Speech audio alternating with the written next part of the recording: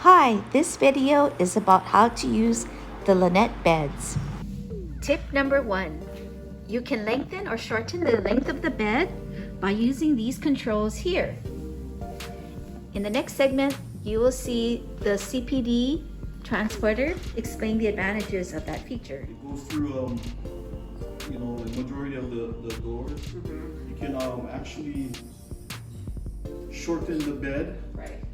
So there's some elevators that are longer than others, and what that feature will do will help us get into the elevators, like even the smallest ones. It's electric. It's electronic. I've never shortened it and opened this part before. No? Can we? It's just right here. It's right there. Okay. So that brings it in and takes it out. Yep, right? right here. Foot extend. Oh, sorry. You don't press the little green button first. Tip number 2. If you have a patient that has really good upper body strength and you want to have something to help them reposition, etc., you can ask for a trapeze that can be inserted in the bed frame in those 3 holes that you see down there.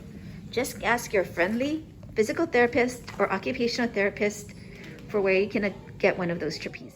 Arm strength, then the physician can order it and then they can get it. Number 3, if you want to get your patient up into a cardiac chair position, you can actually use this button here and press on it to get the bed to move into a cardiac chair position, and that will be shown in the next segment.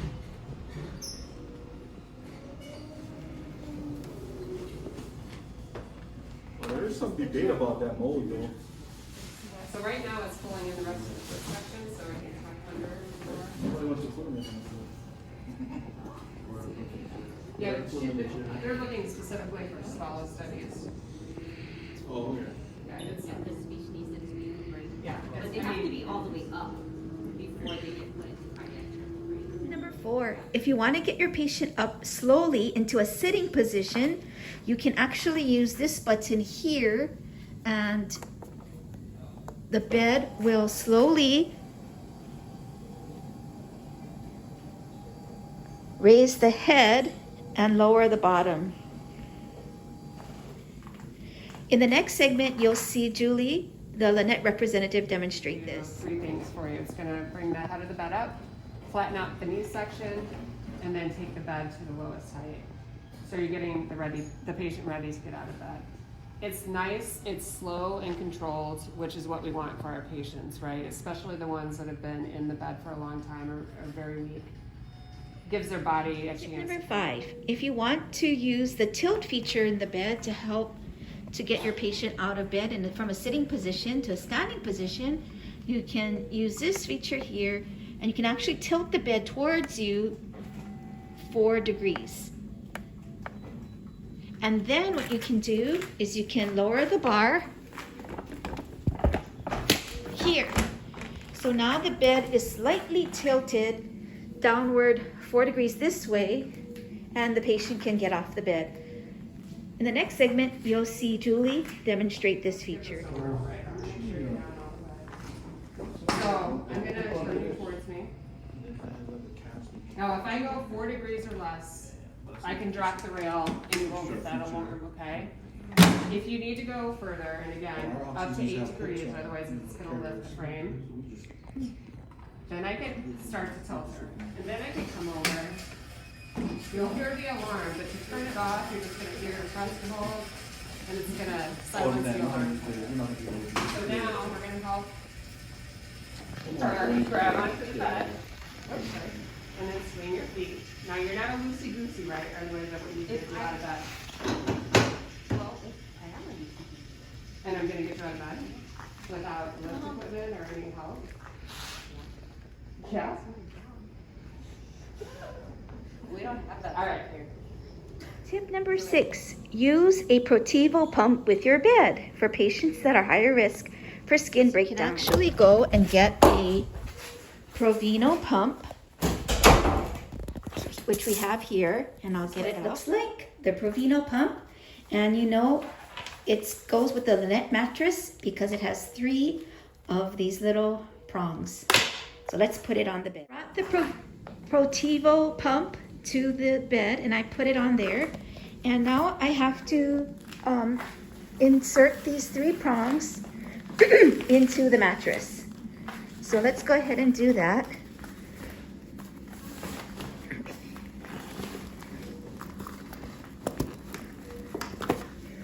Okay.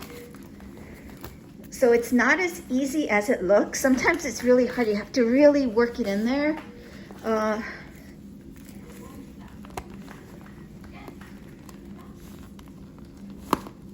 Okay, there's one.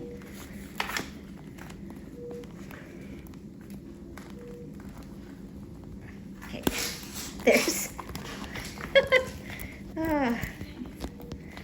There must be an easier way. There's 2, and the last one, there's 3. Okay, so we did that, and now the next part is plugging it in. So luckily we can go down here and plug in the pump.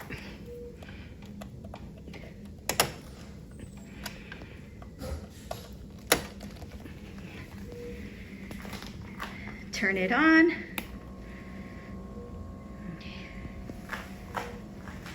Okay. So in the next segment, Julie will explain a little bit more about the features of the pump. If it says it's too soft or too firm, then you can start to move the dial. This is not max inflate, it never will be. It's just a little more air pressure. So you're not moving, you're not changing a whole lot with that dial. It's a comfort dial, okay?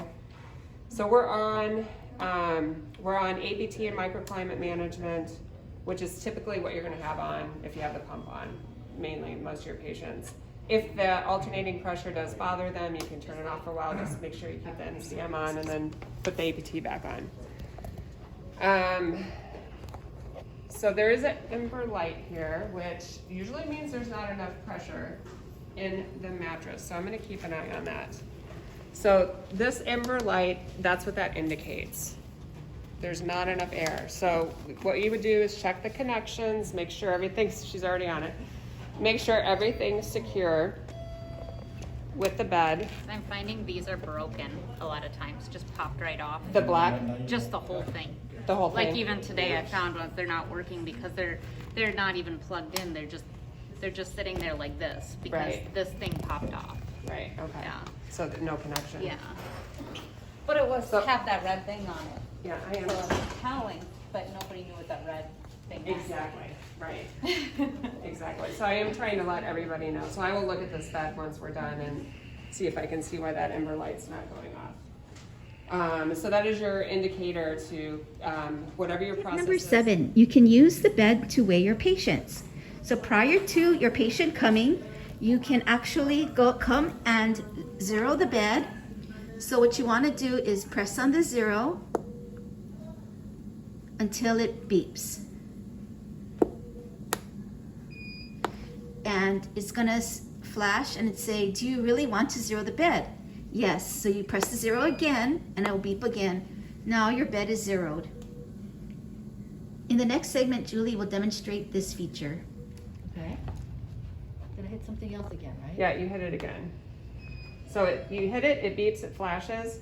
What it's asking you is, are you sure you want to zero the bed? Okay. So it's just verifying, and then you just press and hold again until it beeps again, and then you'll be zeroed. It's gotta be flat though, right? When you're zeroing? It doesn't have to be, it's ideal. Like it's off like 1 pound right now, probably because it's in a crazy position. Tip number 8, there is a diagram showing where the restraint bars are. And here's 1, here's 2, and there's 3. So these provide a secure place to attach your restraints. Now on to the questions. Question number 1, why is there a gap at the bottom of each side of the bed? Was when you're getting out of the bed, if you're getting out unassisted and your rails are up, it's designed that they would naturally go foot first instead of trying to crawl through a gap in the middle or whatever else it might be. So it's actually designed so they'll exit feet first, and then this is why this is like this too. They made it as a handle, and then this is grabbable, and they have 2 points of contact. So they actually designed it in a safe way in case the bed exit didn't get set and the patient tried to get out on their own. The restraint, you have to document it like a restraint, so you have to have a point of egress, or otherwise there's no US beds that does not have a point of egress somewhere on them. Question number 2. Why is the Linet bed high and why can't it go lower for our short patients? Julie says the answer is because the Linet bed was designed to tilt, a feature that everyone appreciates because it makes turning the patients easier. But because of the ability of the bed to tilt, it cannot be any lower. 3. Is it okay to use a lot of linens and chucks over the bed? And is it okay to use tight sheets? Basically the surface underneath, especially these are pretty tight. So no fitted sheets. I mean, these are really tight. I mean, we've taken how many of them on and off, during the week. So it actually constricts it, and then it could affect the microclimate management as well. So instead of letting the patient sink and immerse into the surface like they should, it actually keeps that surface super taut. So flat sheet or fitted sheet? Based on my research, it seems that flat sheets are better than fitted sheets because as we know, when you put the fitted sheet on the mattress, sometimes the ends of the mattress go up like a burrito and it's really tight for the mattress and the air cells in the mattress can't work optimally. Also, having the patient's skin on a flat, tight surface is not good for airflow. Well, I hope you learned something from this video, and I hope that it makes your workflow a little easier. Thank you.